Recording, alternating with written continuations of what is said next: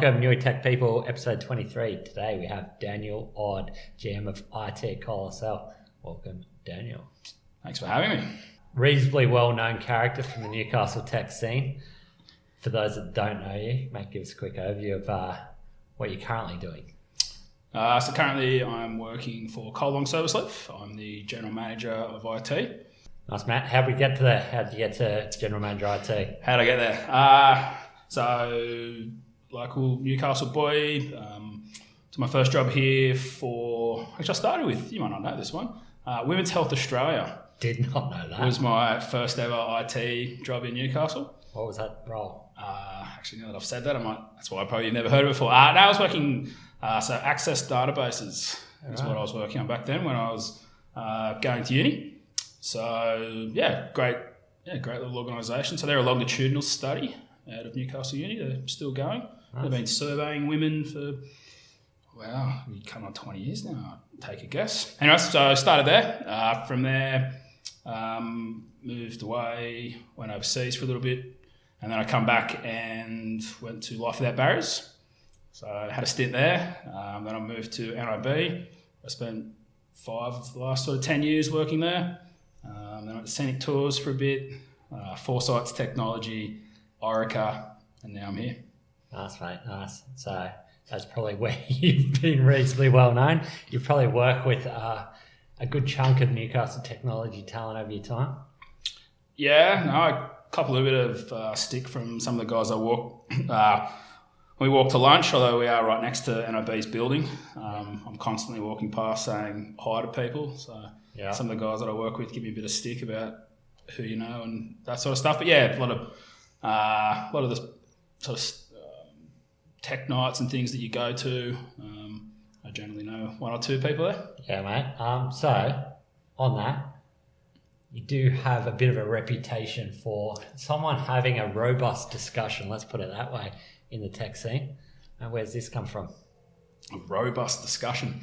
A reputation. So you've heard this from people. I suppose a bit of my background, I suppose. A robust discussion. I think I'm not sure with my opinion. Maybe it's another way of saying a robust discussion. It's another way of saying that's how you've done that. I really like that in the teams and the spaces that I've worked in. I think all of those organisations that I've sort of worked for have always really fostered that sort of culture and environment.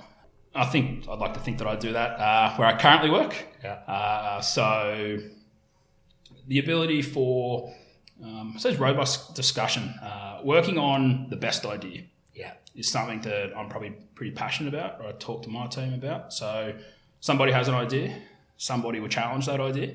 And if their challenge is a valid one, then we have a brand new problem and we get to solve that. And within that team environment, you can really challenge each other, put your opinions forward, and then at the end of that whole design solution sort of finding process, we end up with hopefully the solution and the best solution. I find that if you sit back, there's probably nothing worse than saying, ooh, I had an idea that would have stopped that happening. I find that person, to me, I think that's the person that I don't want to be in a team. I'd prefer to be someone that would speak up, highlight what I see, go that way, versus, I didn't say anything. And there was a cliff, we were going towards it, but I didn't mention it. Yeah, I didn't mention we've got a break over here. Correct. Yeah, and I agree. And I think it's a good thing. It's worth having an opinion, and if you've got an opinion, you might as well voice it. And it's good being in an environment that you can at least, be confident in sharing that without fear of, being shut down or ridiculed. Look, I'm sure everyone said that, has a good, robust conversation. And has great opinions. That's some of the cultures. So recent places. So Orica, I know you've had Austin in here on the podcast. Really good guy. Yeah, great guy. Fantastic guy to work with. And he fostered a culture out there that let people have these robust discussions and opinions. And NIB was, it has a culture, or it did. I haven't worked there for a while, but I'm pretty sure they still definitely would. Where you want people, you want to be in there, you want to be challenging, and you want to make sure you're working on the best solution. Yeah, man, I agree. That's definitely not negative. Yeah, no, it's not. Look, it can easily step over the line. Get the light out of my eyes. Stop asking me questions while you're in here grilling me. It's a fine line to tread, but yeah. Nice, man. Nice. The other part, you mentioned a couple of companies in Newcastle. I guess when my old man grew up, he was always like, you join a company, you stick with a company for life, right? That's obviously changed these days. You're a testament to that. Sure. What's your opinion on, moving around? You're obviously not shy about that. And you've moved for good reasons and you've had good growth. You're pretty young general manager of IT. And that's obviously come out through opportunities, mate. What's your opinion on, moving companies and I guess that as a whole?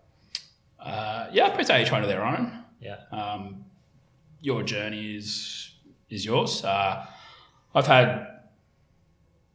predominantly had really good experiences moving companies. There's always the fear of what you don't know. It's a pretty scary thing to do. You've got to walk away from what you know, the devil you know versus the devil you don't, to step in a new role. But new roles challenge you. They make you learn new skills, build new relationships, solve new problems, remind you of one workplace.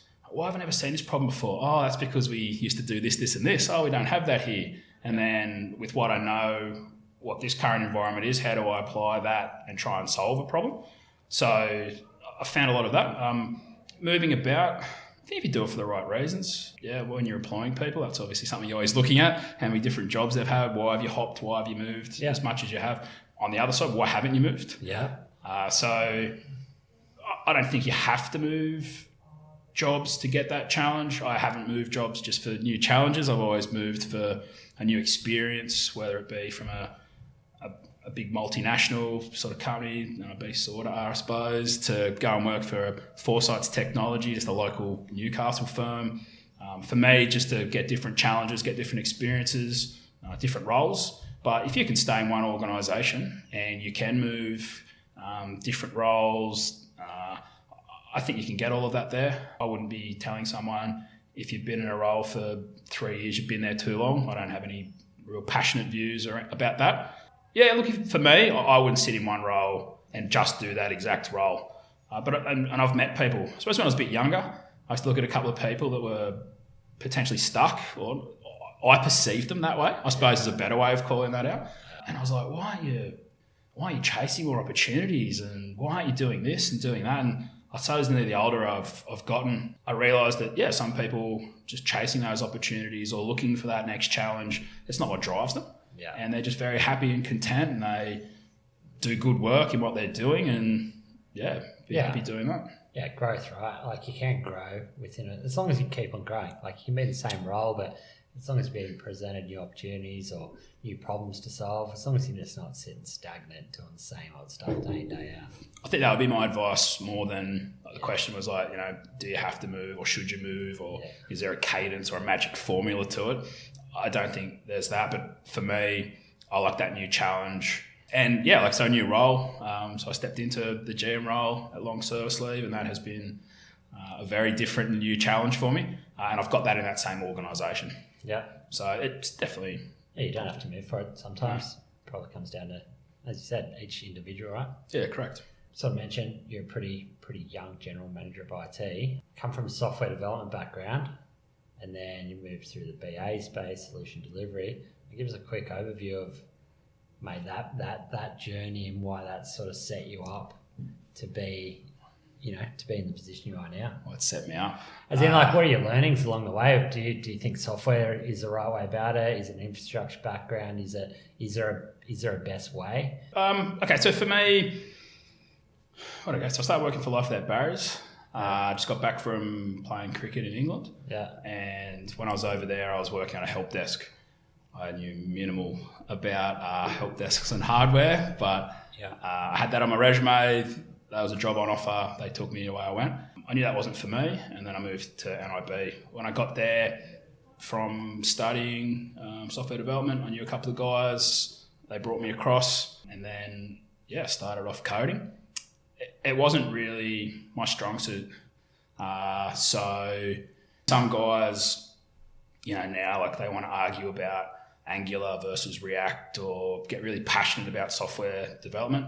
I was probably more passionate about the solution and the product that was built and solving the problem, whereas some guys get more passionate about, is the code written, is it pure, what sort of test coverage do we have, and they sort of veer off into that technical. I veered off into probably more into product, and I probably cared, I had a bit more passion in that space, which then sort of naturally transitioned into BA. So the ability to communicate with end users, think about their problems, think about what they're trying to achieve, and then also the ability to talk to a developer, not get lost when they start talking about Angulars and Reacts or whatever it is that they're sort of there arguing and discussing.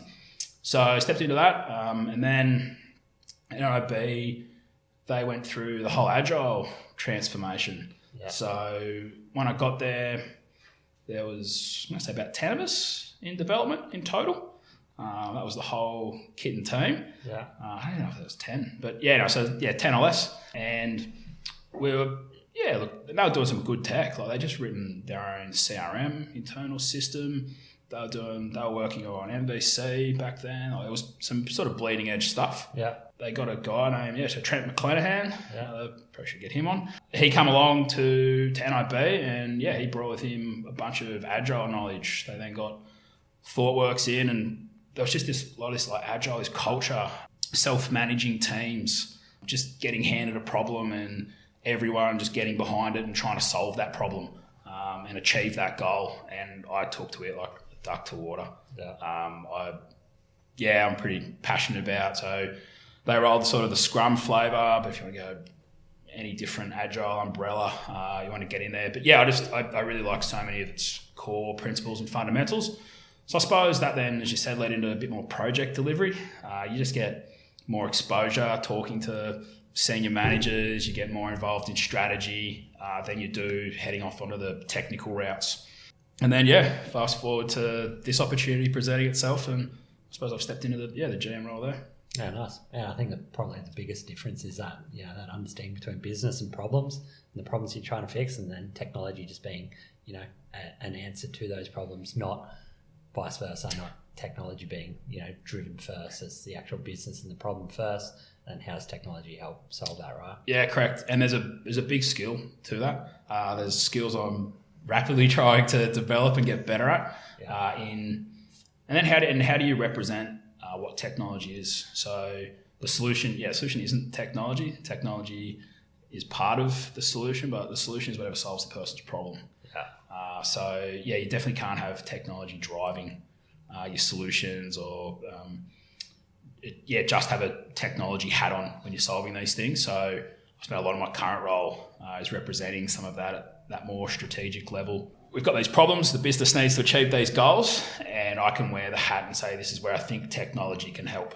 How have you enjoyed that change? That's, as you said, it's a challenge. It's also pretty common for technology professionals. It's like definitely not a common trait a lot of technology professionals have, is trying to wear that hat. How have you found that sort of stepping out of the technical side into more of the strategic side? It's like any new coding language, like it's brand new. So you get the full roller coaster of emotions. You get the happy times when it comes, things are going well. You get I just walked into that trap and I didn't know it was there. You get the frustrations of, why can't I just get my point across? So you get the full gamut. How have I personally found it? Challenging. The words are enjoyable. I think frustrating at times. But it's something I've enjoyed in the most part. You go and you do, and you study, and you get a lot of technical background. You can learn coding. You can go and Google. I've got this problem, this interface, this class, or I've got this error message. Chuck into Google. I tried to communicate a solution to someone or a capability, and they heard something slightly different, which made them a bit uneasy as to what I was saying. It's a different problem. A problem nonetheless, and it's enjoyable. I don't think that's the norm, and I don't want to sound like that's, I only have those problems. You have the other option too, is someone says, I've got this problem in the business, and you say, I think technology could come along and help solve this, this, and this, and then you see them go, how long? When? How can we have this? Tell me more. So you get to have both of those. So how do you best represent what you can and can't achieve? How do you make sure what you deliver lines up with the problem? It's fun. Yeah. Oh, man, new challenges, new learnings, right? I think it's just growth. Once again, it's just growth. It's just less technical growth and more growth in other areas, right? It's just new challenges. New challenges, I think so. Yeah, very. But I think if you don't have that, right? If you don't have that, you get bored. Oh, I'm not talking about you personally. I'm probably talking about myself or most people. I mean, if I'm not challenged, I get bored for 100%. Yeah, I think if I'm not challenged, I reckon I'd nearly break something so I could fix it. I think I'd go and start just disrupting in other areas to find that challenge. So yeah, I totally agree. If you're not, that's why I sort of mentioned before that there are some people out there that have sort of hit that level, just happy dealing with the challenges. They're generally happy applying similar fixes to what they did before, and they're really comfortable in their space. And I definitely respect that. There was probably times when I was a bit younger, I looked over and I'm like, why aren't you, like, how have I just gone, what are you? But the more I've matured and grown and worked with many people in different organisations, I've definitely got a respect for that. And sometimes you rely on having those really just rock solid, steady, you've been here, the boat never rocks, nothing ever frazzles them type people in the org. Yeah, definitely. Especially when you're building out teams, right? Like, great to have, a mix of those people in your team as well. Yeah, correct. For sure. You mentioned break fix just before. You're obviously a technical dude, man. How'd you get into technology? Or is it, when you're a kid, are you a break fix type guy? How to get into technology? First computer. Got an IBM sort of computer, 1-speed CD-ROM, and I just loved interacting with it. I enjoyed writing like some QBasic, and I'd get my mum to come and try and solve my math problem. And I reckon the time I got her to solve the same problem on the 8th time, and she finally got it right, and I realised she was just stringing me along. I thought I might take this to other levels. I just really like technology. Nice. I'm not a big gamer, so all the guys I say most people you work with get into sort of a bit of passion around sort of games. I never really took the gaming route. I just love technology. You're a bit of a tinkerer though. Like, you've got your home Wi-Fi set up and different sort of scenarios. Electronics was probably one of the things I enjoyed studying the most at uni. Yeah. There's probably times where I enjoyed the electronics side of things, and I probably did the software side. Yeah. So I still tinker around. I had my soldering iron out last night. What are you tinkering with at the moment? So working on a startup project. If I was to ask you how much hot water you have in your tank right now, would you be able to answer that? I don't have a tank. I've got one of those little gas things now. Oh, the instantaneous. That's the one. Gotcha. Because my tank blew a hole and poured water out throughout my backyard about 12 months ago. Roger. So sort of like there's people that have the solar panel on the top of their roof. Yeah. And then they can sort of boost their side tank and they pump water through. We're basically just trying to figure out how much hot water is in a hot water tank. Yeah, nice. So, yeah. Yeah, right. So using technology sitting inside the tank to do that at the moment? So it's both. So there's basically a bunch of probes or temperature sensors that sit in the tank. Yeah. They send Internet of Things. So there's a little bit of IoT. Cool little, to name drop some things. So they send, they basically just constantly send their temperatures up to the cloud. And then we display it on a web interface. Yeah, nice. So I've got a team of guys working away on that. So I was building some of these probes and putting them together. Yeah, nice. It is good to have technical interests outside of your day-to-day job as well. It just keeps you keeps you engaged, and obviously using some new technologies, the sort of IoT technologies and sensors and things like that. Yeah, I think a lot of the senior managers that I've had over my time all have a passion for technology. Yeah. So you sometimes hear you can hire anyone to man manage. Yeah. And just be that man manager. I find probably the person I've wanted to follow more in my career, some of the senior managers and they've also got passions outside of work, and they're still tinkering away. Yeah. They're still keeping up with some cloud technologies. It'll be on a 5% knowledge compared to some of the specialists they've got in their team. Yeah. But if you can't have those conversations with the people that you're working with, if you go too post-technical, I think you won't be as effective in your role. That or potentially your role's got that senior that you're so many layers above the technology. I don't think I'll ever get there. I don't think I'd ever want to get there. Yeah, as you said, it's a lot easier to respect a manager that's still got some technical knowledge. You might not have that depth of knowledge, but at least have some broad knowledge of multiple topics. Yeah, I think it helps when you're trying to troubleshoot a problem, or you're really frustrated, you're in the trenches, and I think it's good if you can glance over at your manager and they instantly get where you're at, understand your headspace. You're not looking at them to recommend a solution, like, oh, yeah, I've been here, just go and hook this and do that. Yeah. But I think it definitely helps a team camaraderie. I think it definitely helps pull some people out of the rut they're in. Yeah, well, at least it shows an understanding of the problem, right? Yeah. Like if you have no understanding of the actual technical issue and you're just like, oh, you've got a problem, you don't understand what sort of depth or scale that's at. But also, where I've seen that happen once or twice in the past is like, you don't know who to turn to as well. I turned to this person over here and they sort of, oh, you're the technical person. That's what your high's are. You sort it out. I suppose I do it because I enjoy it more than I'm like, I better keep technical for my role at work. But yeah. What other tinkering ideas have you got going on at the moment? Tinkering ideas? No, this is the one. We've tried a few in the past, different ideas. I do like to have at least one side project. Yeah. Although we're talking just before, my wife is pregnant, we're expecting a child, so I think that side project's about to take up a lot of my time if all the advice I've been getting is true. Yeah. So yeah, we'll see. So I think potentially that might take a little bit of a back burner on having multiple side projects on the go. I've sort of been ducking. There was another one I was thinking about getting involved in, but I just had to be real with myself and the guys and say, look, I just not going to be able to put the time into it. So yeah, nice. That's good, man. It's good. So, mate, you're a technical guy by nature. You come out of school. You did a degree, right? Yep. Bachelor of IT. That's what I ended up with, correct? Mate, how did that come about? What's your experience with your degree?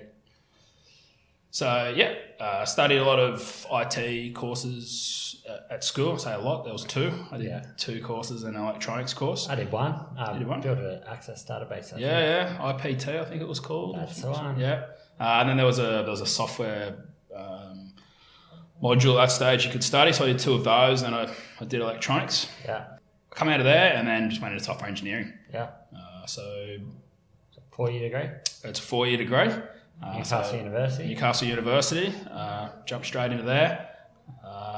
And I got sort of 12 months through, and I was looking around the room, and I was sort of sitting in the lecture theatre, and I was thinking, is this really what I'm going to do with the rest of my life? So, 19, deciding the rest of my life in the next hour, thinking that that's the sort of burden that I had on my shoulders. So it was after the third semester, I decided to transfer. So I transferred into an IT degree. So I thought that would be a bit more business orientated, business focused. Newcastle University had only just started running it, and I don't think they were doing in hindsight at that point in time, I don't think they were doing a bang up job.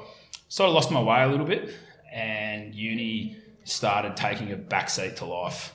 So I went. So I spent two summers in England playing cricket. Just sort of travelling around. I was doing a course at uni here and there. I was doing some online, and I think it took 10 years to finally graduate. So by the time I finished that up and I got done. So when I started working, I was an undergrad. So one of my thoughts on uni, is that your 10 years? 10 years, yeah. I think it was it 10? Could have even been longer. I think it was, I think there's a cutoff where they sort of start saying, if you don't wrap this up soon, we're just going to throw you on the wayside. Yeah, right. Wow. Nice. 10 years. That's a good crack. Oh, it's good to get it finished anyway. It was good to get it finished. It makes paying the hex a little bit easier to swallow when you see that. Mum would have preferred it finished in 3-4. I bet you played a few good innings of cricket over that years, though. Yeah. I played for the Newcastle University Cricket Club. But yeah, so in the end, it was sort of, I'm this close, I may as well finish it. Yeah. Versus I actually thought, I'll do this uni course and that will help me tomorrow in my job. Yeah. If you had it's obviously a lot different now. If you had someone young come through and saying, would you advise them out of school to go do a degree? I don't know what the other option would be. I suppose for me, I'd ask them where I'd get into a robust conversation with them. I would ask them, where are they trying to get to? What are they trying to do? If classroom learning just makes them, it's not their jam, then I would say don't go to uni, because you as a 18-year-old that hated classroom learning will just go and blacklist uni forever. Yeah. I've got a few of my high school mates, so there's 13 of us that all graduated that sort of still get together on a sometimes weekly basis. I'd say 10 of them have a degree. Yeah. And some of them sort of went back to uni at 23. Yeah. Others failed their HSC. 2 years later went and did the New Start, shot through and did that. So someone young, I don't think there's a really prescriptive path. No. And I've seen other people that go 18, graduate at 21 and then never really use that degree past 22. Yeah. So, what would I tell them? I'd basically be, what are you into? Yeah. What makes you? I think as long as you're learning something, as long as you're progressing forward, I think that's very helpful. Is there any other learning avenues, learning things that you've done that you found valuable? Is there any other sort of online courses? I think a lot of products these days will run training in their product. Yeah. So you can go and do that if you want the real paper certification. And if you're starting out, you need something to stand on. Yeah. Because you're competing. Yeah. You're potentially one of 100 people going for a job, and sitting on the other side of the table, we have to choose the one or the two. So pieces of paper show a potential employer, but that's not the be all and end all. So I think side projects are pretty huge. Get in there and start building some stuff. Get in there and start using it. You've got Cameron that you had on your show, and he's building the software app that's going to your resume as your code. Yeah. And I don't think he's got a spot. I had a look at his webpage the other day. I don't think there was a spot for uni degree. No. There might be, but and I think a lot of employers aren't about, did you go to a private school? What uni did you go to? Where are you from? It's can you do the job? Will you fit the culture? So I think as long as you're working on something and you're learning, obviously it's really good to get paid to develop and learn the skills that interest you in life. That's probably an added bonus. Yeah. So no, I wouldn't say you have to go to uni. I took 10 years to get a degree, but I would also say university set up a lot of things for me. Yeah. So I did meet people. So when I think university, I definitely don't just think course content. No. Contacts that you make, the social side of things, the life skills maybe that it gives you. I subscribe a lot more to that. Yeah. When I was at uni and they were pushing some of that stuff down your throat, again, I was a bit young then. But looking back now, going to uni definitely helped my career a whole lot. But if I did something different, a TAFE course, or I joined a startup, or went to a coders group, I potentially could have formed some of the same connections there. Yeah. I could be telling the same story. I definitely couldn't pin it down and say one must go to uni or one must do this, because if you don't do that, you'll never get in that door. Some of the people I was working with at Orica, a few of the guys out there didn't have a degree.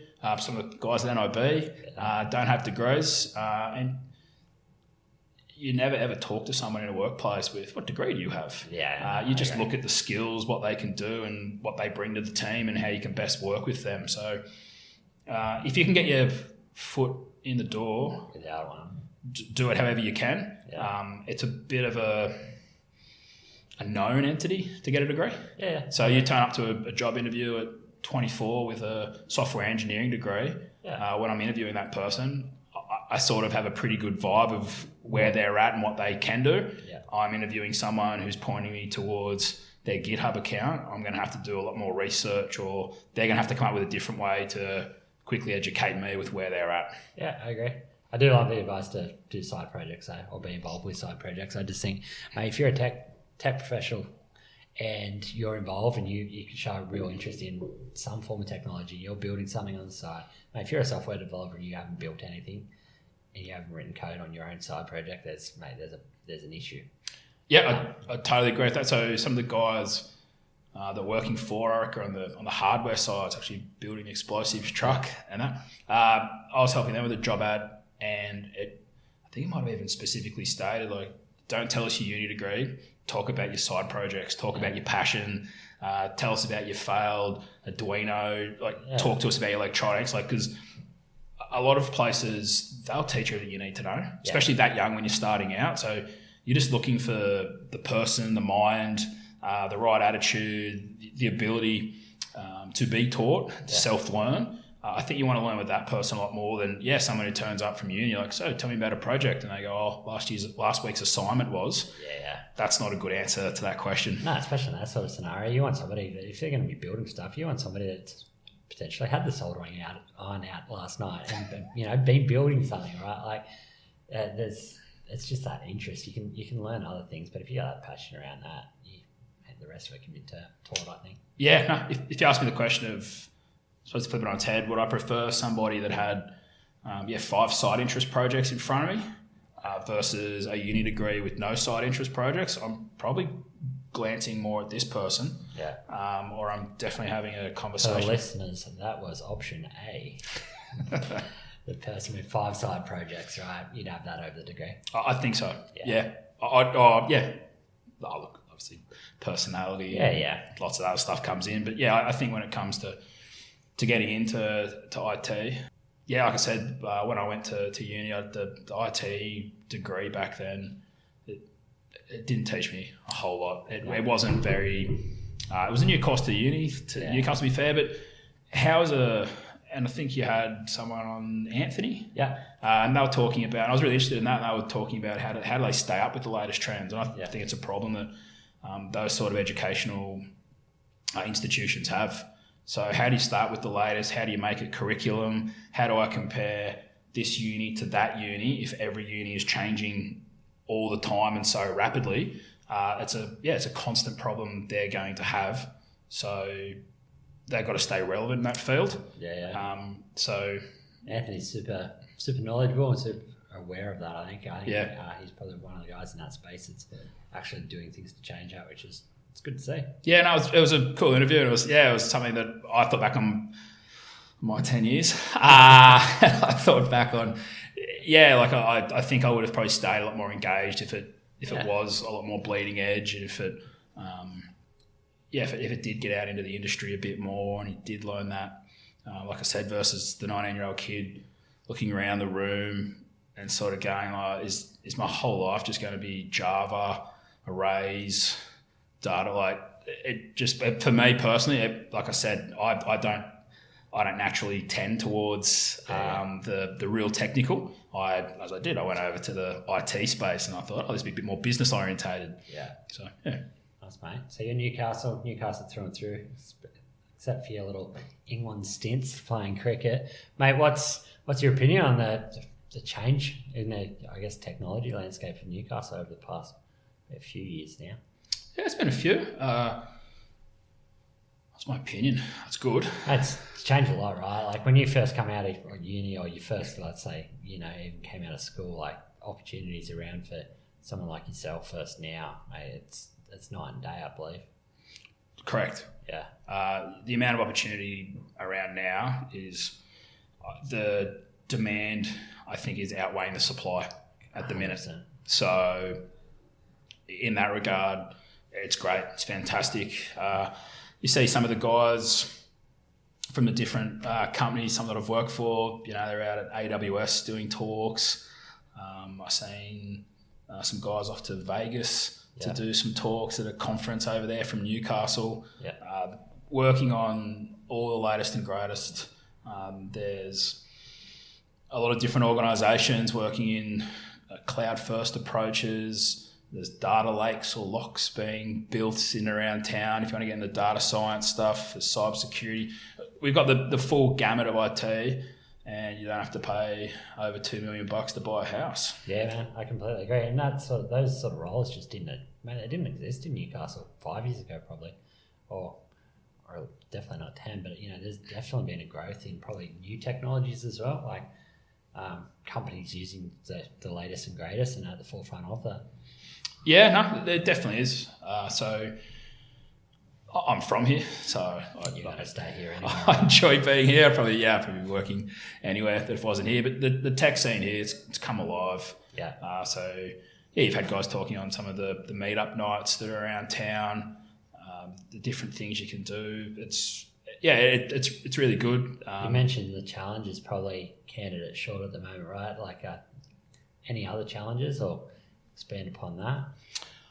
I suppose trying to recruit, trying to skills shortages. I think some of the places around town have had developer ads just permanently on their web pages for 12 months. If you turn up and you've got the right set of skills, they'll just hire you. Yeah. They just need them. They're crying out for it. So when I was some of the previous companies I've worked for have targeted ads in Sydney, trying to tell people about the sea change, to do that sort of stuff. So I don't think you have to come from Sydney to. Well, of course I'm going to say that. But you don't have to target down there. But at the minute, you can only look so far in Newcastle. There's only so much talent. We're not an 8 million person city. But we do have the full gamut of tech. It's not like we're just one. It's like we just have one company here, and that's all you can go to. And if you don't work for them, then you may as well not work for anyone. No. There's many places in and around town. You don't have to follow the Seek ads for too long to see different organisations trying to digital transformation or some sort of strategy, or trying to make their technology workforce more agile and more nimble, and looking to get rid of legacy stacks and make it more bleeding edge. A lot of companies are, I think, credit to them too, they're looking to invest. They're seeing benefits. They're not just, we're just the old Newcastle company and we'll just do it the way we always have. They're finding ways to invest in the people, the technology, and the workforce and the staff to keep it current. So the tech space, it's really good. I've been able to move to multiple different jobs in and around the Hunter Valley here. So from health insurance to global travel to global explosives, federal government. So there's a lot of opportunity in and around here. I think it's really good. It's good for me personally. It's good for the people I get to work with. The meetup nights you get to go to. So it's never been stronger. I'm having a baby, so I'd like my kids, if they want to grow up in Newcastle, and if they want to stay here, to have the career that they want, not have the area dictate what's available. Mate, that's a very good point, and I think it's all heading in the right direction, right? Yeah, it is. And look, you've spoken to a lot of people on the cast before. Some move away, go to Sydney, come back to Newcastle. You're always going to have people want to do that. I think it doesn't matter the industry you're in. I think people just want to fly the local area, get out of the coop. I think some country people come to Newcastle as the big smoke. And then Newcastle kids will head to Sydney or Melbourne because that's a bigger city. I think people will naturally want to move in and around. The planet's getting smaller and smaller. Yeah, I think the key is that people shouldn't have to. I agree. So I don't have to. It's not that I've now grown up in Newcastle. I want to be a software engineer. I look around. There's zero opportunity for me, so I now have to go to Sydney. Yeah. Those days, look, I never lived through those days personally, but if they were around, they're definitely not around now. Nah. You don't have to look too far at all. I think if I was a grad coming out of 4 years of software engineering right now, there would be 3 people, not begging, but there'd be 3 people that would probably accept me working for them. 100%, mate. You wouldn't have to look too far. I agree. Completely agree, man. We'll wrap up soon. Mate, about you, day to day, you're in a pretty big role now. How do you manage your day? You are a tech guy at heart. You do like your software. Mate, how do you, from a productivity standpoint or a project standpoint, how do you sort of manage your day? I find it a little bit more difficult these days. So the Kanban or your Jira board or Tukiono. I can never get his name right. Toyota, Kanban, the boards, swim lanes, doesn't really matter. So you used to break up your projects, and a lot of that stuff was done for you, just by turning up and going through your ceremonies and doing that. If I ever wanted to know what my next task was, I would head over to the to-do column. Yeah. I don't have as much of that. I'm a lot more self-governed. Getting stuff done.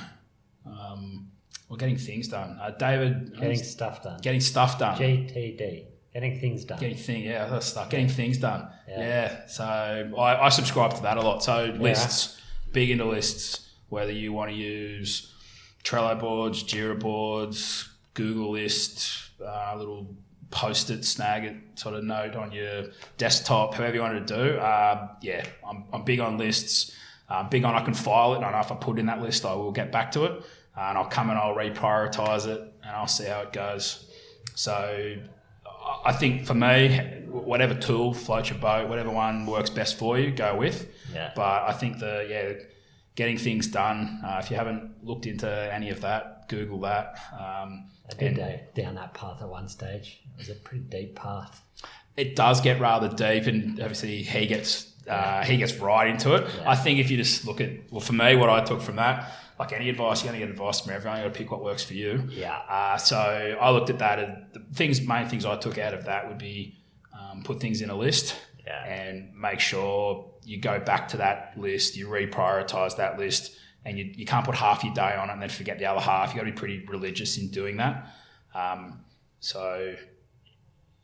probably my biggest productivity tip for anyone that's self-managing. I think a lot of the time where I've worked at a Scrum team, and you sit down, you do sprint planning. That literally plans out your week for 2 weeks. And the fundamentals are, if you're working on things that aren't on that board, you're working on the wrong thing. Yeah. That you're working on not the priority. Yeah. So you're a bit gifted or blessed, or maybe you don't know what you've got till it's gone. Yeah. It's all there. It's all there in front of you. And if you want to work on it and you think it's important, but you're not, you'll go to the prioritisation meeting and you'll fight your case for it and try and convince people and rally around them as to why it's important. Have a robust discussion. Mate, nice. Is there any books, podcasts that you listen to, books you've read lately, or any podcasts you listen to you think are super helpful or you'd recommend to people? Tech-wise? Tech/life/anything-wise? Yeah, so I've recently bought a house. So I'm commuting in the car, so 40 minutes a day. So I get through a lot of podcasts. Yeah. Actually, I'll bring I don't listen to a lot of tech podcasts. If I wanted a tech podcast I've been listening to, so Austin brought that up here, Manager Tools. Yeah. He's a good manager. He's one of the guys I've interviewed that I'm like, hey, he comes across as a really strong manager. Yeah, really good dude. Yeah. It was in ways tough working for him. Yeah. It's a really good dude. But he was talking about the Manager Tools. Yeah. So I've been getting into that a fair bit. Yeah. I don't really normally subscribe to one podcast and just whatever that content. Yeah, you just pick and choose. I just pick and choose. So whatever I'm trying to solve, I find, and I talk to a lot of people that just I just listen to my podcast. Whereas if I'm trying to solve a problem, I'll just hit the podcast and I'll just Google what that problem is, and then you'll see there's 26 different podcasts that you can go and listen to about that. Yeah. So I've got Amped Agile, InfoQ. Actually, InfoQ I get into a little bit. So what's that about? Just do interviews with people in the industry, just talking about their experiences, successes that they've had. So it's an engineering culture by InfoQ. Yeah, right. I don't mind that. It's just people's. It's more about a lot about people's journeys, where they've come from, what they've done. So a little bit what you're asking me about myself. Yeah. Versus it doesn't get really technical, like Manager Tools. No, I like that. I like biographies and that sort of stuff. I like where people are from, how they build things, yada yada yada. It gets a bit more into that. Grade cricketer.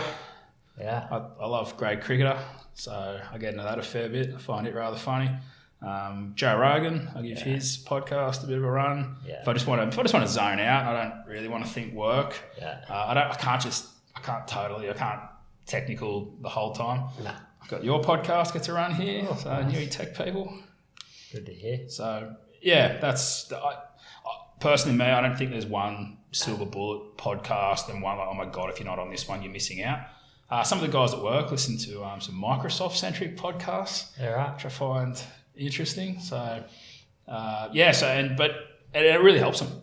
Yeah. So we'll start talking about like, there's a release coming out for that in 2 months' time. And so there's definitely, again, me, not down the super technical route, more the manager tools or people's journeys. Or I find myself, even when I was BAing, there wasn't a whole lot of stuff out there about BA techniques. And when I did find it, I found it was like for the real top end of town. Yeah. Like if you're going to work in IBM and you're trying to move 2,000 people in a direction, these are the tools to use. There is the BA Book of Knowledge, which I've glanced over once or twice. If I had to pick one for people to go and look at, engineering culture, InfoQ. Nice. Sweet, man. Sweet. Last question. If you had to swing it back, talk to a younger Daniel Odd. Wow. Mate, what would you say? What advice would you give? What advice? I'm a pretty big reflector. Retrospectively, I'll, if anything, overanalyze situations. I probably couldn't give myself one piece of silver bullet advice. Couple of things. So a couple of things. I'd go the Pantene. It won't happen overnight, but it will happen. I'd probably run down. So just probably patience maybe is the bigger story and tell there. In moments where you think it's all too much, try and find a way to step back and reassess. I suppose that's something that when I was a bit younger, I struggled with a bit more. Just wanted too much rapid change. Why aren't things keeping up? We should be moving faster. We should be doing this. We should be doing that. Letting that bundle up and get too frustrating. Just take a deep breath. Try and find the good in what's going on and don't get caught up. Yeah. Do what makes you have fun. Like, do what makes you smile. Yeah. I suppose that would be another. And if you find that what you're doing isn't making you smile, you're not having fun with it, find a way to do something that does. Yeah, man. I like that. I like that a lot. Like just grinding through because you think that's what you have to do. There is a lot of opportunity out there. There is a lot of things you can do. You don't have to quit your job to find things that make you smile. Find things that really make you happy.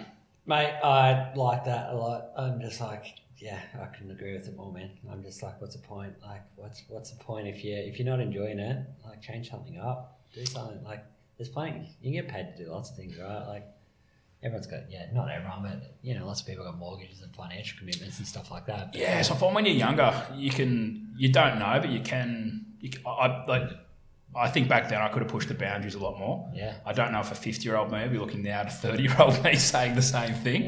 But you don't have kids on the way, don't have mortgage, just have these other things that cloud your mind. You're a bit more. You just have a swing at it in a different way, right? Like if you're a younger fella, you don't have those commitments. You can have a crack at whatever. But now, like you said, you're probably not going to go quit your job to start a startup or something like that. But you can have a side project and play with things as well. Even then, I still think that some of that's relative. There's a very senior executive in Newcastle here, and he picked up his life, kids, wife, went overseas, took his job over there at sort of mid-30s, late 30s. So I think it's all relative to you. But I think when you're younger, I would say push the boundaries a bit more forgiveness than permission, and. Yeah, actually, I've probably got some people working with me now going, I think you already did that. I don't think you need to push that more. But I'd go with that. Yeah, sweet. Mate, if anyone wants to reach out to you, what's the best way? Is it LinkedIn, Twitter? Yeah, so LinkedIn is probably the easiest way. I'm not on the tweets. You're not on the tweets. Although I have recently joined the Newy Slack channel. You have. I reckon that's a badge of honour there in a way, just to get involved in that community. A very active community, actually. Very active community. There's a lot of content on there to try and keep up with. They can reach out to me there. Fairly unique name, so I'm sure even on Facebook and there'll be multiple different ways you can find me. I'm sure, mate. Thank you very much for your time. Cheers. Thanks for having me. Thanks, bro. Thank you.